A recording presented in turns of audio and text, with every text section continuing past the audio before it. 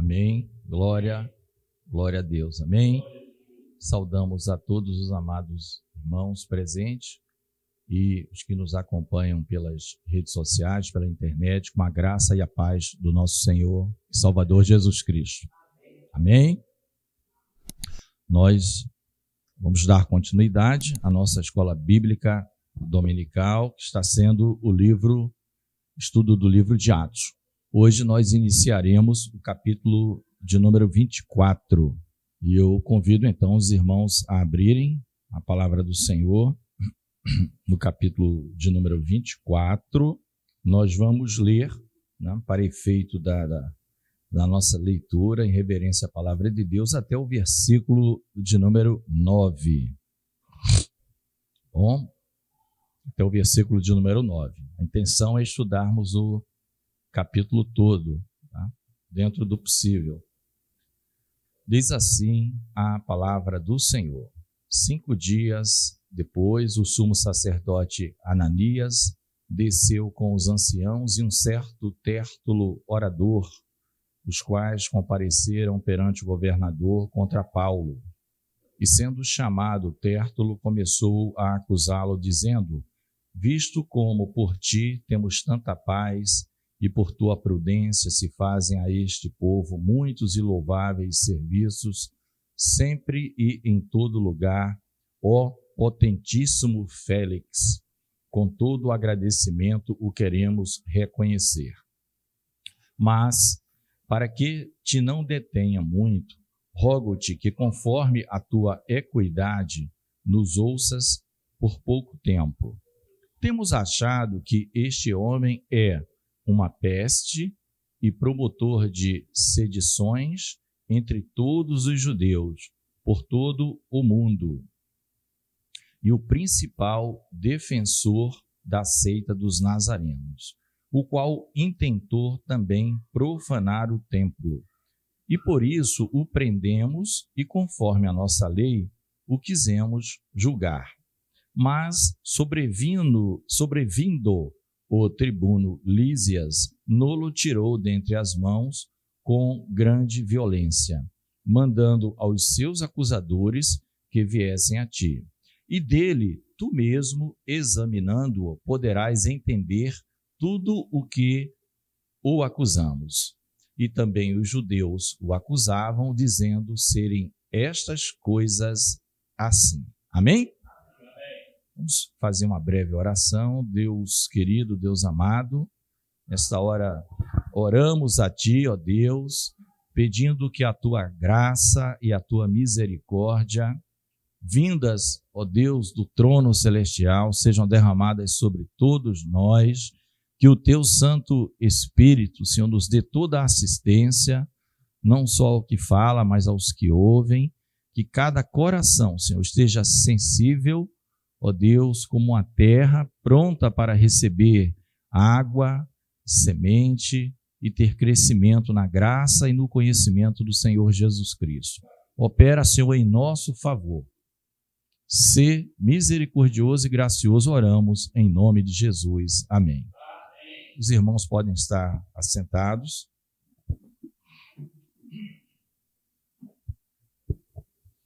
Bem, amados, nós vimos como Paulo, na aula passada, foi parar em Cesareia. Ele estava a ponto, mais uma vez, praticamente, de ser morto pelos judeus, sempre com vários julgamentos, que praticamente não eram julgamentos, era meio que para constar. E Lísias, que era o tribuno da fortaleza lá em Jerusalém, acaba separando quase que metade dos homens que estavam à sua disposição do exército, em torno de 1.000 homens, ele separa 470 para levar para Cesareia para o governador Félix, que era quem governava onde ficava a cidade de Cesareia, onde ficava a parte jurídica, os procuradores de Roma, para a região da Judéia, que nós conhecemos como Palestina hoje, ali, toda aquela região. Então, depois de ter sido informado, nós vimos que ele diz a Paulo, o Félix, né? E nós já falamos como o Félix ascendeu, também está tudo na aula passada, quem ele era, né? Era um escravo do Império Romano, mas enfim, tinha um irmão né? Ele, então, o Félix vai dizer que 5 dias depois, né? Agora, ele aguardou os acusadores e esse tempo aí levou 5 dias. E aí, quem é que sobe para Cesareia para fazer a acusação agora perante, não mais o tribuno Cláudio Lísias, mas diante do governador Félix, governador daquela região, tá? Nós falamos. Acusar Paulo. Vai o sumo sacerdote Ananias, conforme está na palavra, com um certo Tértulo, nós ouvimos na leitura. Porque, irmãos, até então, o próprio Sinédrio, em quase tudo, ele era não só competente, como capaz, pelo conhecimento, para chegar a alguma conclusão, enfim, e emitir, né, algum determinado parecer. Mas eles não estavam conseguindo contra Paulo. E aí foi orientado, de alguma forma, para que o Ananias, que era o sumo sacerdote da época, qual também nós já comentamos, contratasse um advogado. Né? É o que a maioria dos comentaristas dizem, que esse Tértulo, ele não era meramente um orador, ele era um orador conhecedor de métodos de petição a um juízo, né? De fazer uma acusação, coisas desse tipo. Ele era o melhor. O que se tem dúvida é se Tértulo era judeu ou só romano, porque o nome dele é nome de romano. Tá? Tértulo é um nome romano. Mas nada impede que ele seja também aqui como daqueles casos em que você tem um nome judeu, um nome romano, enfim. Isso não vem ao caso. O que importa aqui para nós é que contrataram, né, o recurso humano. A força do homem, né, combatendo contra as coisas do Senhor. Então, esse Tértulo era um orador por excelência.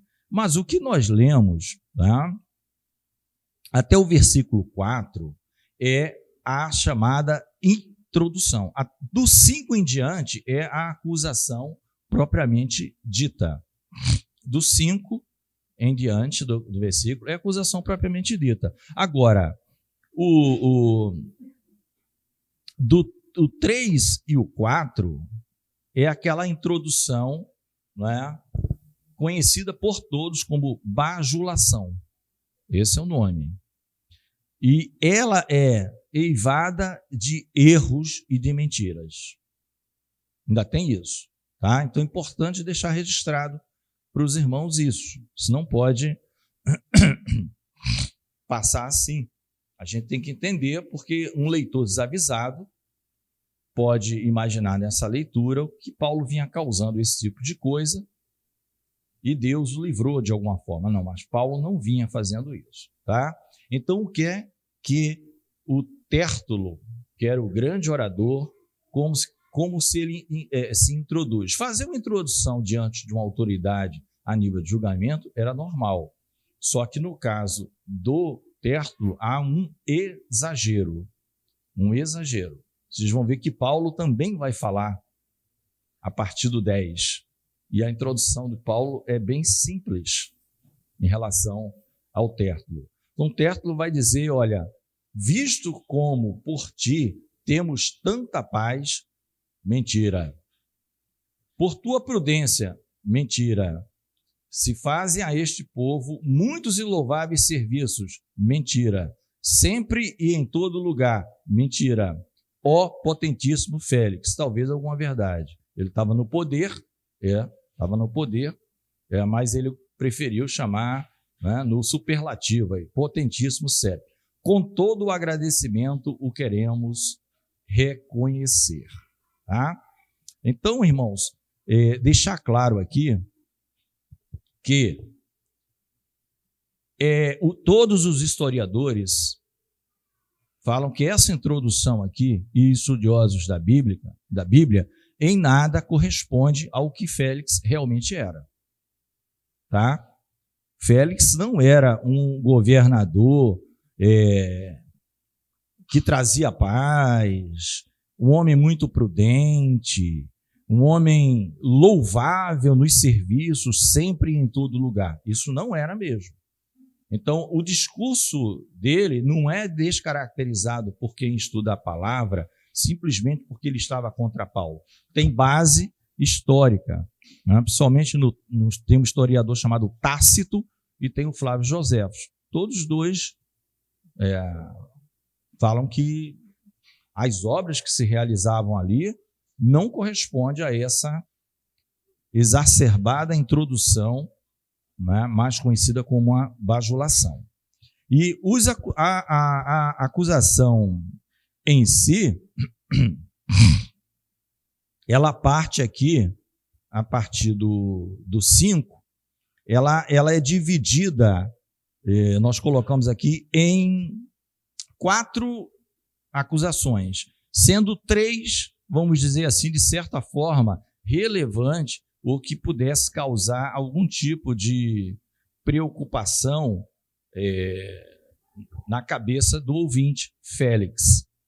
As 3 primeiras, a 4ª não. Tá? Quais foram as acusações que o Tértulo fez e que nós lemos? Que ele era uma peste. Primeiro, que ele era uma peste. Tá? Primeiro, que ele era uma peste. Aqui nas 2 versões, na Ara e na Revista Cogita, peste. E a palavra, né, eu estava estudando a palavra grega, de fato, a palavra peste aqui, ela tem a conotação mesmo de igual a uma enfermidade, um vírus, tá? Uma doença, vamos dizer assim, infecto-contagiosa, que quando você se aproxima de alguém, pode passar para o próximo. E ele, por sua vez, igual a essas viroses, resfriados, gripes, não é isso? Se transmite ali no ar, no falar, na saliva, no respirar. Então, essa palavra peste, ela era usada no grego para isso. Então, ele está dizendo que esse homem ele é uma doença social. Ele está dizendo que ele é uma grave doença para a sociedade.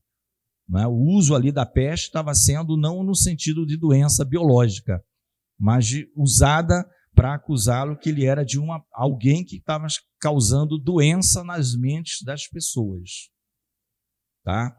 Então tem esse propósito. Segundo aqui o nosso pastor falou, promotor de sedições, que nada mais é do que aquelas insurgências contra Roma, contra a paz, né? Isso era relativamente comum na época de todos os povos oprimidos, mas principalmente aqueles que não estavam alinhados com Roma e tinham, por algum motivo, necessidade ou esperança, no caso dos judeus, de ser livre. Eles estavam aguardando o Messias e eles não queriam ser escravos de povo nenhum. E eles eram, vamos dizer, de certa forma, ter que ser submissos, saber lidar com o poder do Império Romano. Mas eles não tinham ali o seu país livre, o seu próprio governador. Ele tinha um aspecto religioso, de fato, era muito respeitado, inclusive pelos romanos. Quando nós vimos que tinha na festividade, em qualquer festividade, aquela questão do templo, até um cidadão romano era passível de morte se cruzasse. Se ele fosse um cidadão romano não judeu, cruzasse o pátio dos gentios para dentro do local onde só judeu poderia entrar, né? Era uma das raríssimas exceções em que o cidadão romano poderia ser, vamos dizer, até levado à morte. Então ele acusa Paulo como um promotor de sedições. E também ele vai acusar de defensor da chamada seita dos nazarenos. Né? Nazarenos. É o principal agitador da seita dos nazarenos. Aqui tem uma observação que é a primeiro lugar e único, em que os cristãos são chamados nazarenos. Amém? Os cristãos, não Jesus. Jesus é chamado nazareno em vários lugares. Mas os seus seguidores, sendo chamados de nazarenos, é aqui que ele vai usar, ele não vai usar mais isso. Os nazarenos. Então, essas três acusações poderia fazer algum sentido para Félix, como alguém que pudesse oferecer, ainda que remotamente, algo não tão próximo de acontecer, algum perigo de agitação no território onde o governador Félix dominava. Né? Alguém que estava fazendo escola, vamos dizer assim, cooptando pessoas, tá? Isso tudo como um promotor de sedição, ou seja, ele já era conhecido como alguém que já tinha promovido insurgências contra o Império Romano, e seita do Nazareno, o principal agitador, era proposital, porque Nazaré era uma cidade desprezível. Então era como quem estivesse dizendo assim, olha, exatamente desses lugares que não tem muita vigilância, que esse pessoal se reúne. Eles se arregimentam em lugares pequenos, lá para Galileia, tal, porque ali é mais difícil da gente entender. E vem em peso, né? Tinha esse propósito. O Tértulo era, de fato, um orador. Agora, você observa que, de fato, ele usa de mentiras. Ele usa de mentiras.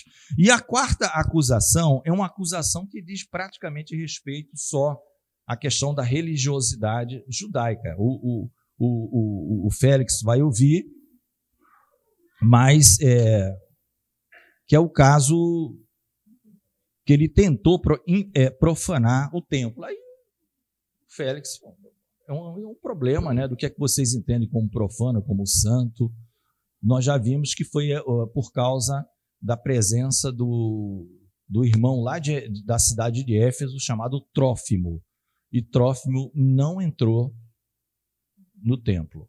Tá? Trófimo estava na cidade de Jerusalém. Tá? É bom, eu não falei nas aulas anteriores, mas a maioria dos estudiosos entende que Paulo não estava só nessa caminhada aqui. Eu já ia falar apóstolo Cleiton aqui. O Cleiton tem a carta que ele vai escrever ainda, né? Mas já tinha dito que Paulo tem sempre uma equipe ali por trás. Então eles falam pelo menos em Lucas e Aristarco, que esses dois acompanhavam Paulo. Eles não eram o alvo da acusação, porque Paulo era o principal, de fato, era o cabeça, era a pessoa tá? Mas Lucas e Aristarco estão acompanhando, inclusive naquele guardados pelos soldados, naquele transporte com cavalo, o entendimento, e aí existem várias referências, enfim, é que Lucas e Aristarco, pelo menos, também estavam com eles. Mas ninguém estava querendo matar Lucas nem Aristarco, eles queriam Paulo, tá? Continuando, amados, o Tértulo é bom de mentir, viu? Ele é bom mas o bichinho é bom de mentira. Você vê que, né? É do time, né? Do time lá, do cidadão, né? Mas ele estava dizendo, o qual intentou profanar o templo, nós já vimos que isso é mentira, e por isso o prendemos, conforme a nossa lei, o quisemos julgar. Olha que mentira deslavada. Primeiro, eles prenderam Paulo ou eles saíram dando bufetada de dentro para fora para Paulo? Isso não é prisão, não.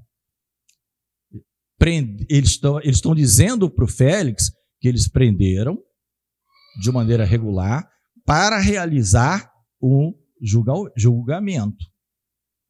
Nós prendemos. Né? O problema vai cair ainda sobre o tribuno, sobre Lísias. Né?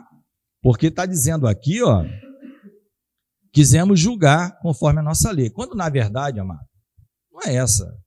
É numa palavrinha só, a gente queria matar ele por linchamento. Ponto. Essa é a verdade. Paulo seria morto por linchamento. Socos e pontapés de todo jeito. Claro que tiraram de dentro do templo para não fazer de frente ao altar coisas desse tipo, mas de uma maneira bastante delicada, né? Provavelmente arrastando, chutando. Mas, sobrevindo o tribuno Lísias, nolo tirou dentre as mãos com grande violência. O que ele está dizendo? A culpa, o Félix, a gente só não conseguiu prender de maneira decente e julgar o Paulo por ter profanado o templo, porque Lísias estava debaixo de Félix. Lísias era o tribuno, ou o comandante, depende da sua versão. Félix era o governador. Eles jogam a culpa no Lísias, que, diga-se de passagem, estava ausente aqui da audiência. No final, eles dizem isso. É como que diz assim, olha, o senhor não estaria nem tendo esse trabalho, excelência. Potentíssimo Félix. Nem trabalho o senhor estaria tendo agora. Mas o tal do Lísias não deixou a gente praticar o nosso julgamento justo, né? Quando, na verdade, meu Deus, o Lísias chegou lá porque o camarada ia ser morto por linchamento. Essa é a verdade. Não é isso? Então, nós estamos vendo aqui que o homem é bom de oratória, principalmente utilizando-se de mentira, né? Esse é o advogado que o Ananias traz. É bem mesmo estilo Ananias, né? É bem estilo Ananias, que nós já dizemos que era uma pessoa inescrupulosa. Amém? Então, aqui a gente já viu. Então, ele diz, e mais, quem sofre violência ao final foram os judeus, porque no 7 vai dizer o seguinte, sobrevindo o tribuno Lísias, nolo tirou a Paulo dentre as mãos com grande violência. Hein? Tadinho dos judeus. A gente estava em segurança, aí de repente chegam os soldados de Lísias, nos agride e acaba liberando Paulo. Meu Deus do céu, né? Mandando aos seus acusadores que viessem a ti. Né? Foi o que Lísias falou. Aí a gente vai até o 9, ou seja, os judeus que estavam presentes, Ananias e os anciãos, não acrescentaram nada, no sentido de, tem mais alguma coisa? Não, eles se deram por satisfeitos. O 9 significa isso. E também os judeus os acusavam, dizendo seriam as coisas assim. Ou seja, eles estão concordando com o que o advogado Tértulo falou. Amém? Então, aí essa a acusação, né? A bajulação mentirosa, porque Tértulo, Félix não era essa pessoa que ele está dizendo aqui. Mais para o final a gente vai ver. Tértulo falou que ele era uma pessoa de paz, tinha trazido... Ou seja, Félix ali estava tudo de bom em Jerusalém. Né? Com Félix em Cesareia governando, havia equidade, né? Tudo mentira. Então nós já vimos isso. Agora, amados, do 10 até o 21 é a defesa do apóstolo Paulo. Tá? São 3 blocos que nós observamos nesse capítulo 4. O primeiro bloco é a acusação dos judeus com toda a sua equipe. O segundo bloco vai do versículo 10 ao 21, que é a defesa do apóstolo Paulo perante Félix e os acusadores. E do 22 em diante é Paulo direto com Félix e Drusila. Nós vamos ver depois quem é Drusila, se der tempo aqui. Tá? Então, é uma divisão macro desses 3 grupos. Tá?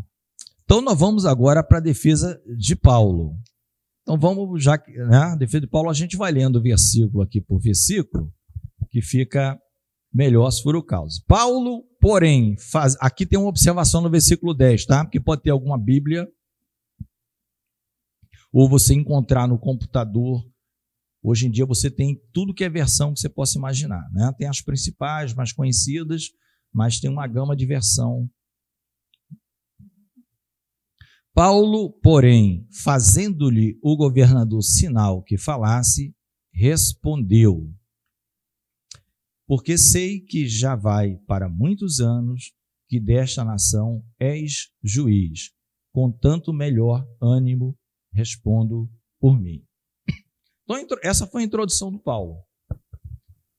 Paulo, qual é a parte respeitosa que Paulo está dizendo a Félix? Nem que ele fez bem, nem que ele fez mal, apenas o seguinte: que Félix já tinha um tempo razoável que estava à frente, então ele era conhecedor das peculiaridades judaicas, das coisas que se passam em Jerusalém, das festividades, coisas desse tipo, e de alguma coisa do modo judeu de viver.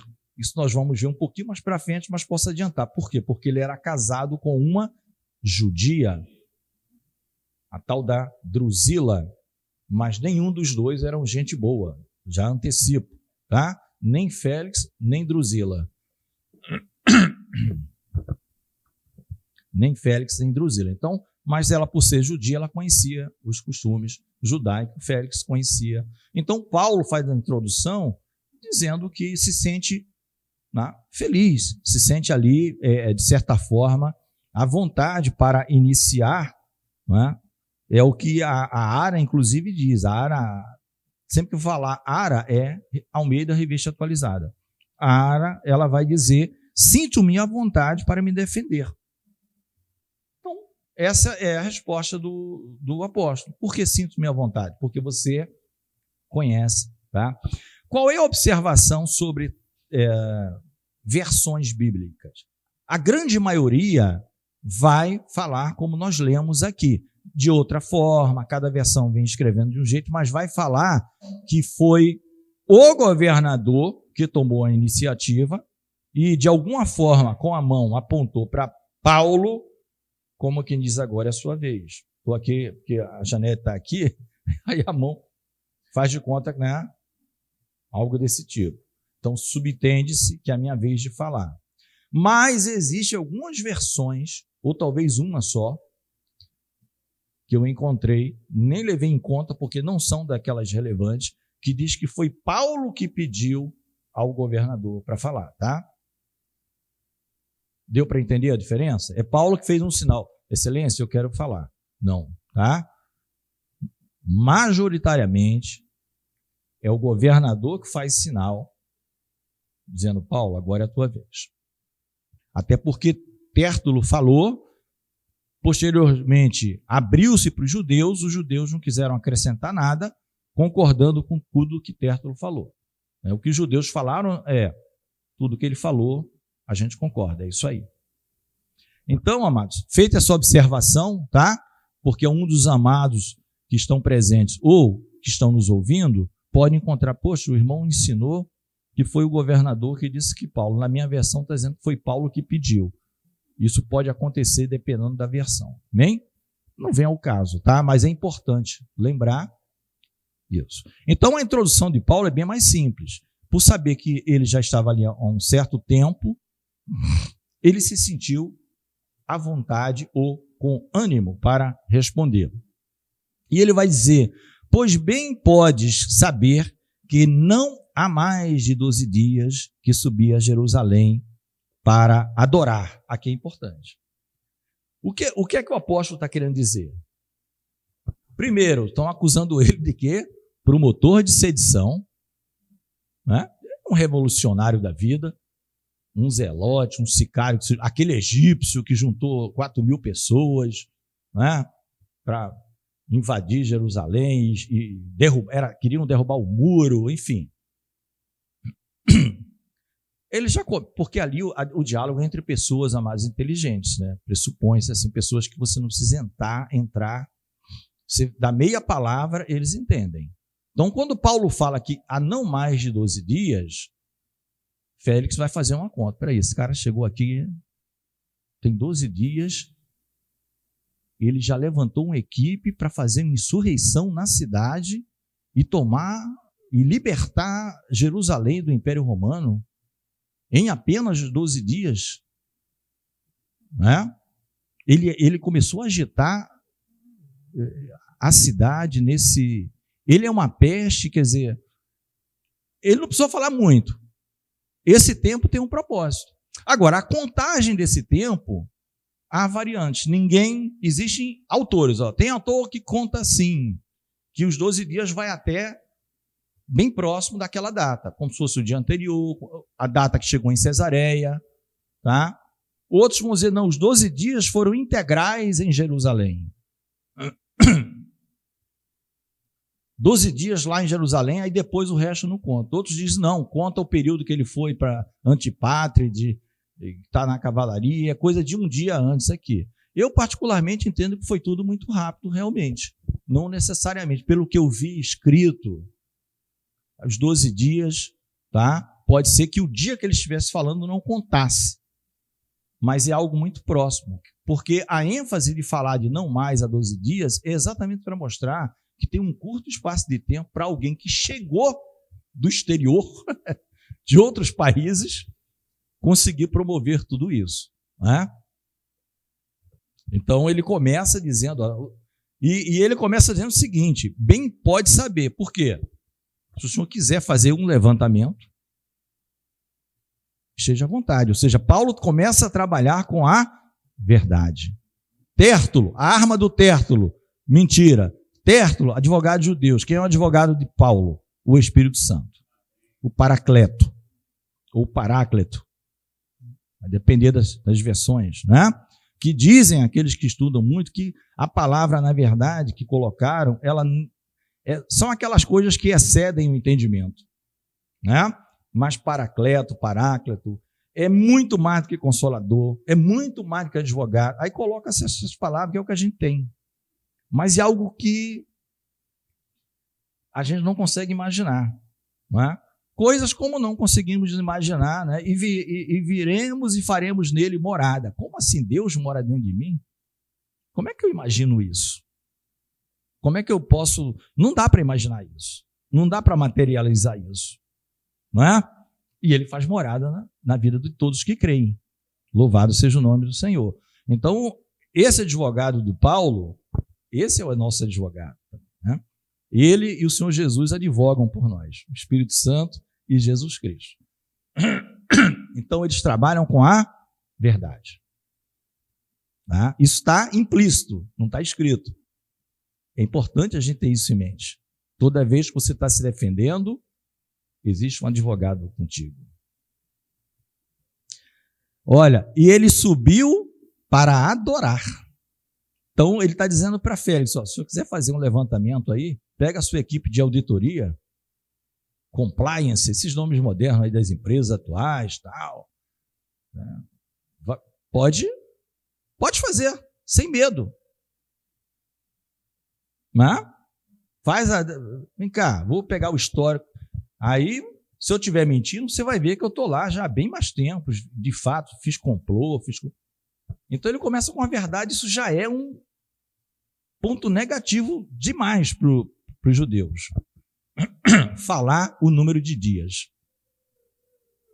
E subiu para adorar. E não me acharam no templo falando com alguém, nem amontinando o povo nas sinagogas, nem na cidade. Então, Paulo afirma: em nenhum lugar vocês me viram cooptando pessoas, chegando aqui.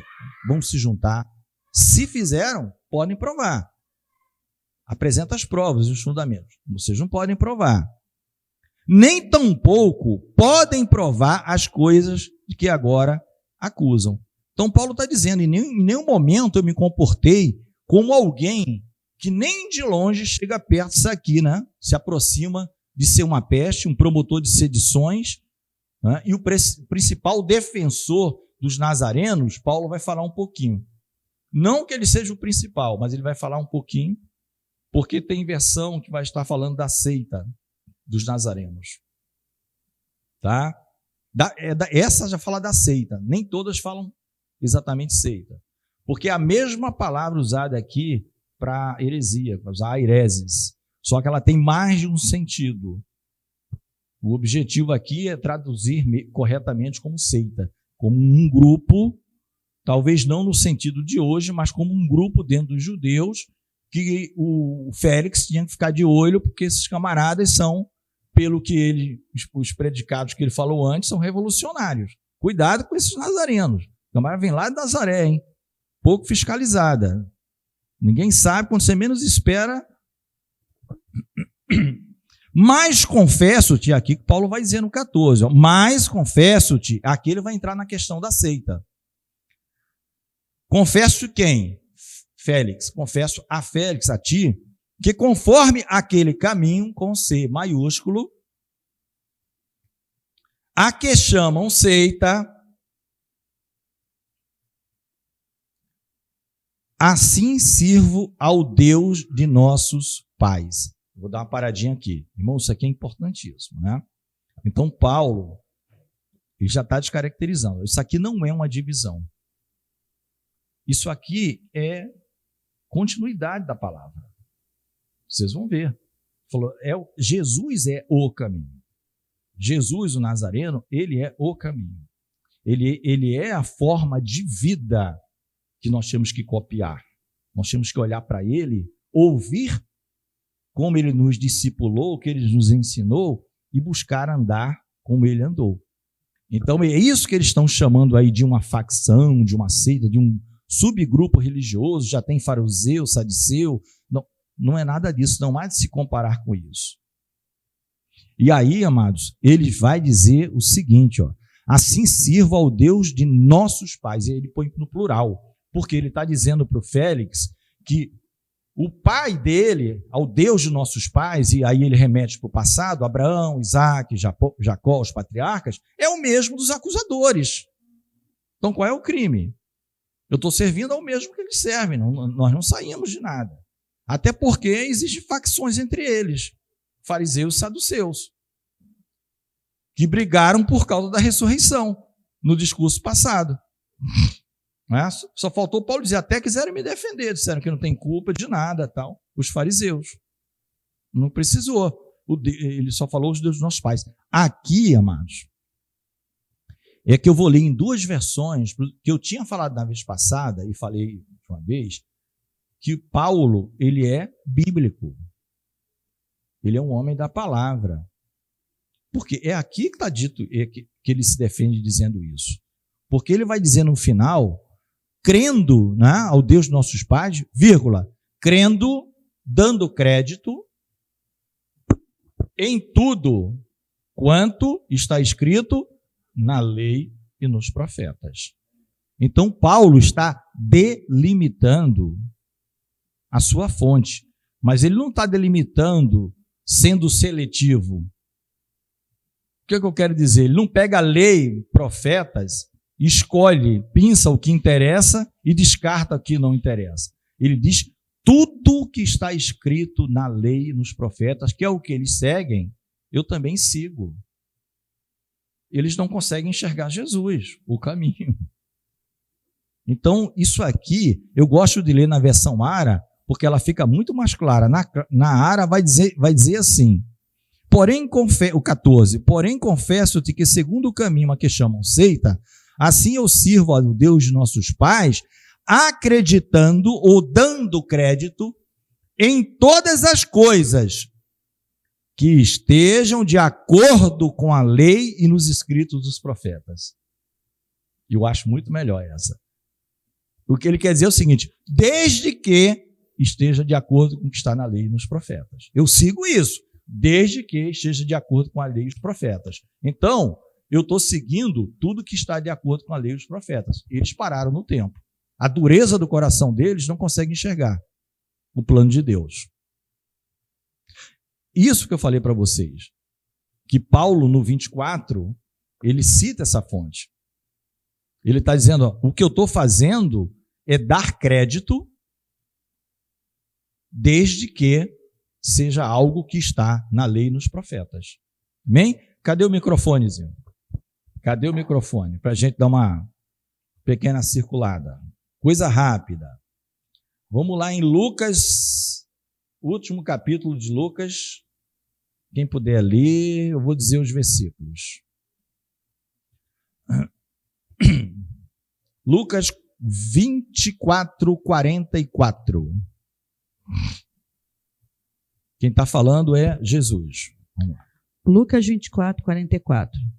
A seguir, Jesus lhes disse, são todas as palavras que eu vos falei, estando ainda convosco. Importava se cumprisse tudo o que de mim está escrito na lei de Moisés, nos profetas e nos salmos. Amém? Amém. Paulo está dentro do que Jesus falou ou não? Tá, amém. Paulo está dizendo, ó, isso aí é quase que dizer assim, ó, eu não inventei lei, como alguns sentam na cadeira de Moisés, viram legislador e inventa a lei, ou eu não estou interpretando a lei errada, como alguém senta na cadeira de Moisés e ele vai falar isso em 2 Coríntios, que a letra mata, o espírito vivifica. Nesse sentido, eles vão seguir as coisas literais e observam que não está fazendo sentido. E Jesus já, quando estava no seu ministério, começava a falar e dizer, vocês não estão entendendo as coisas que estão escritas, vocês estão decorando o texto só e mais nada. Jesus dizia, misericórdia quero, sacrifício não. Não, mas vocês não têm o Espírito, não querem receber o Espírito, não recebem a mim, não recebem o Espírito. Vão ficar decorando letra. Então, amados, isso aqui para mim é de uma relevância. O que o apóstolo está dizendo é o seguinte, olha, eu ando nesse caminho que vocês chamam seita, servindo ao Deus, ao nosso mesmo Deus, Deus dos nossos pais, crendo quanto tudo que está na lei e nos profetas. Está lá na lei e nos profetas, está na palavra, é isso que eu sigo. Não te invencionize. Isso é importante para nós como igreja, porque hoje nós temos lei, profetas e salmos, e nós temos o Novo Testamento. A segunda aliança com as cartas doutrinárias dos apóstolos, né? As cartas doutrinárias apostólicas. Tem os evangelhos, as cartas o livro de Atos, as cartas doutrinárias e o livro escatológico no final, o Apocalipse de João. Isso é de muita importância. Tendo esperança, irmãos, em Deus, como estes mesmos também esperam. Você vê que ele, já pela segunda vez agora, ele divide a mesma coisa, ó. Vocês creem no Deus dos nossos pais, eu também. Nós temos esperança em quê? De que há de haver ressurreição. Vocês também. Ele está dizendo para o Félix. Como que diz assim? Estranho, eles estão me acusando de quê? Até agora eu não entendi. Sou judeu como eles. Que aqui é um negócio importantíssimo, né? É importantíssimo, talvez hoje não dê tempo. A gente vai para a conversa que vai ocorrer depois que Paulo termina a defesa, vai ser entre Paulo e Félix, majoritariamente. Em algum momento, Paulo, Félix e Drusila. Isso por 2 anos. Paulo vai ficar 2 anos preso aqui, tá? Mas é um preso como também de luxo, aquela custódia e tal, mas é preso. Ele fica preso. Só aqui vai ficar 2 anos. Não vai dar tempo para a gente ver a conversa. Mas o negócio que vai fazer Félix tremer na base é o juízo de Deus vindouro. Quando Paulo está conversando, ele vai jogar fora a maior oportunidade da vida dele, que é se arrepender e se converter. Mas isso é para a próxima aula, já são 10:10. Vamos continuar aqui a nossa aula, porque, amados, Paulo vai dizer o seguinte, ó, tendo esperança em Deus, como estes mesmos também esperam, de que há de haver ressurreição de mortos. Mas nem tudo são flores, né? Como o pessoal fala. Existe uma classificação de pessoas na ressurreição. Ele vai dizer tanto dos justos como dos injustos. Como eu falei para os senhores, a plateia era muito inteligente, todo mundo deve pensar, bom, eu imagino que na ressurreição, se ele fez separação entre justos e injustos, esse pessoal não vai estar junto na mesma caixinha. Justo vai estar para um lado, injusto para outro. Né? Félix já ficou meio complicado ali. Era o que dava, né? Porque Félix não era nada daquilo que o Tértulo falou, tá? E aí, irmãos, isso é para nós também, tá? Justos e injustos. Quem tiver com o microfone, eu vou pedir para ler Daniel 12, 1 e 2. O 1 é importante só para dar a sequência, porque não tem um ponto final. Nós vamos ler 3 textos importantíssimos sobre isso aqui, tá? Porque o apóstolo Paulo, ele não vai falar mais nas cartas dele de uma maneira clara, assim, sobre ressurreição dos injustos. Prestem atenção nisso aqui, ó. Irmãos, Paulo não vai falar mais nas cartas dele sobre ressurreição dos injustos. Toda vez que ele vai falar de ressurreição, ele está falando para a igreja, a nossa ressurreição, o nosso encontro com Cristo. Mas aqui em Atos, ele fala dos justos e injustos. Né? Porque a igreja pressupõe a ressurreição dos justos. Não tem ressurreição de injustos no meio da igreja. Mas está claro que todos vão ressuscitar. Estou falando de Paulo, tá? Isso, claro, está lá no Apocalipse. Talvez Pedro fale alguma coisa. Eu estou falando nas cartas de Paulo. Então, quem pode ler Daniel com o microfone 1, 12, 1 e 2? Vê se está ligado. Nosso amado irmão Alexandre vai ler.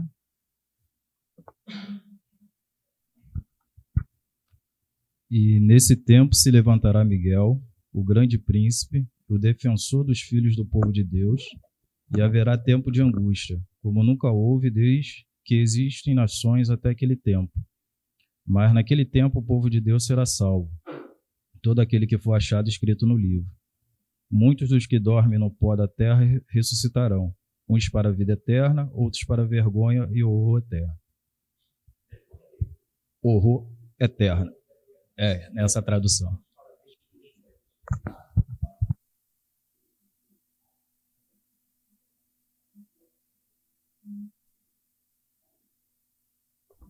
Primeiro, o final do capítulo, do versículo 1, ele diz que o povo de Deus será salvo.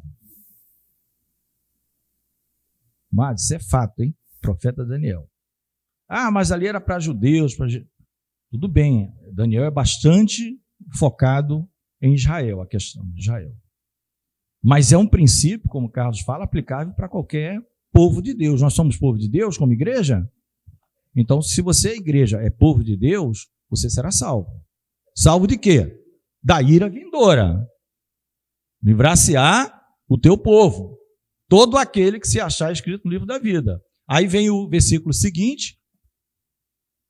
Muitos dos que dormem no pó ressuscitarão. Uns para a vida eterna. É o que Paulo está falando. Ressurreição dos justos. E o outro? Agora, o tempo, tanto faz, né? Quero viver a eternidade. Não, você vai viver a eternidade. Resta saber aonde. Com quem? Isso é muito sério. E Paulo está dizendo, eu creio na mesma coisa que vocês. Agora, Paulo foi um pouquinho além. Ele dividiu. Ó. Vai ter dos justos e injustos. Vê onde é que vocês estão enquadrados, hein? Isso tudo eu estou falando. Fica tudo subliminar, porque a plateia não era boba. Ninguém estava dando aula ali para alfabetização, né? CA, classe de alfabetização. Ali era todo mundo, sabia tudo decorado ali. Vai ter essa ressurreição. Quem pode ler só mais um texto, um ou dois. João 5, 28 e 29. Evangelho de João 5, 28 e 29.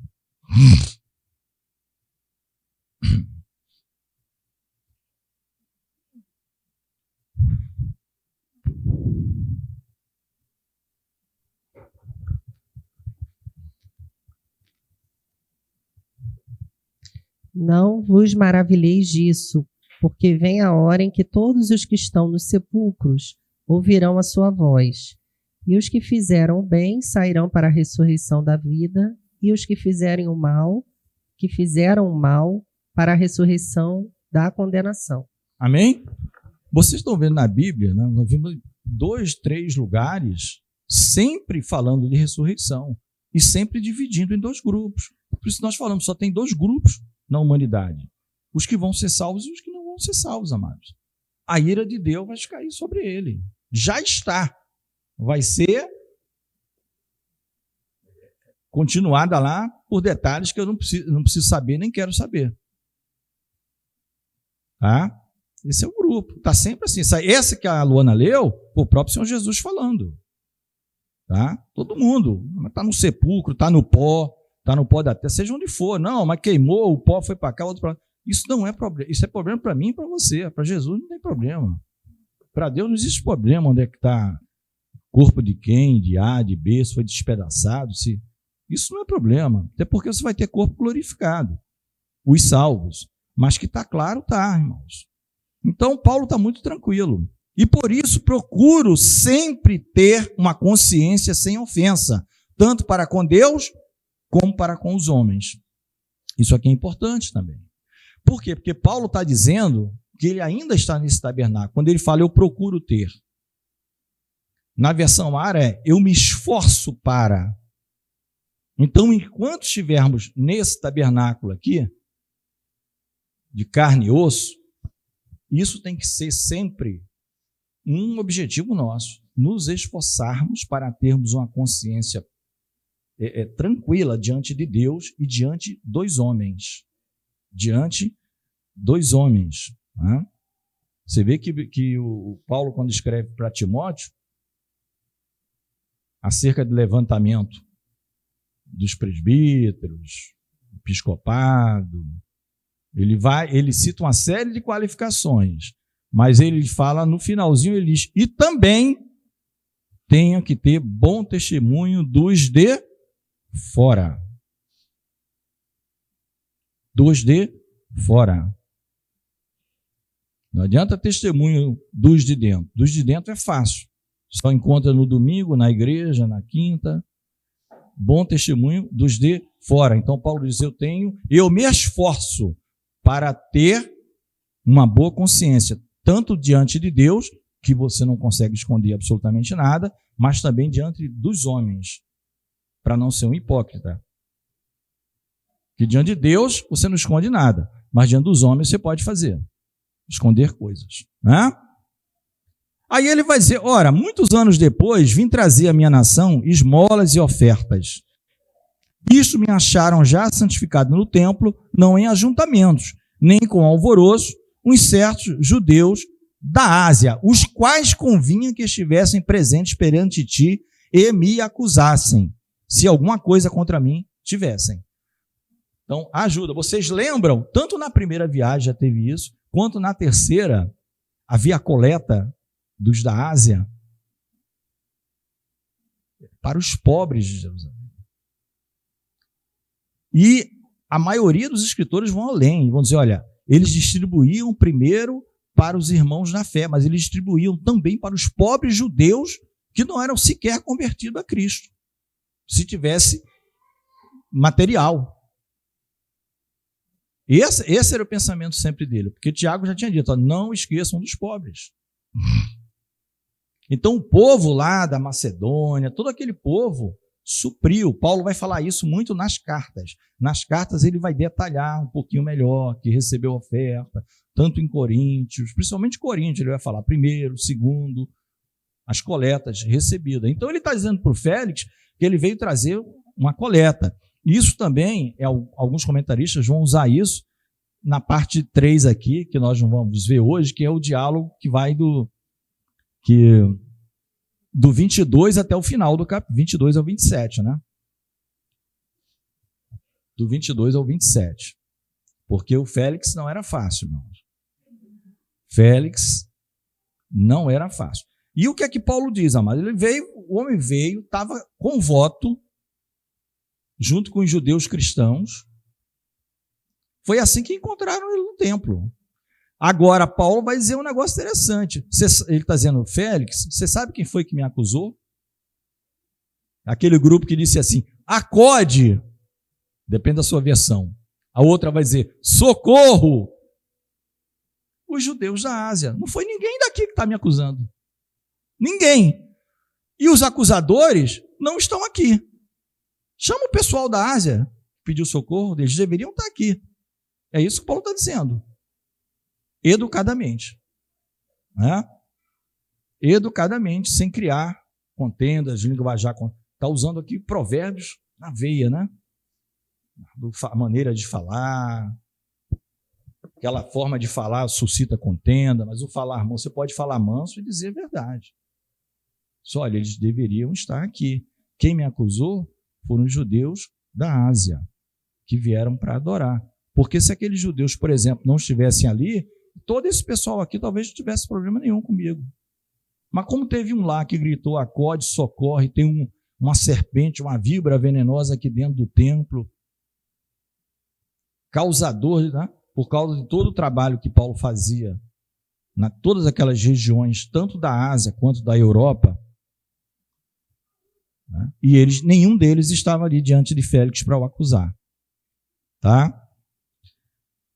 E aí Paulo termina no 20, 21, vai dizer, e digam, vamos ficar de pé para a gente terminar, e digam estes mesmos se acharam em mim alguma iniquidade quando compareci perante o conselho, a não ser estas palavras que, estando entre eles, clamei, hoje sou julgado por vós acerca da ressurreição dos mortos. E aí Félix vai entrar no circuito. Tá? Paulo termina assim.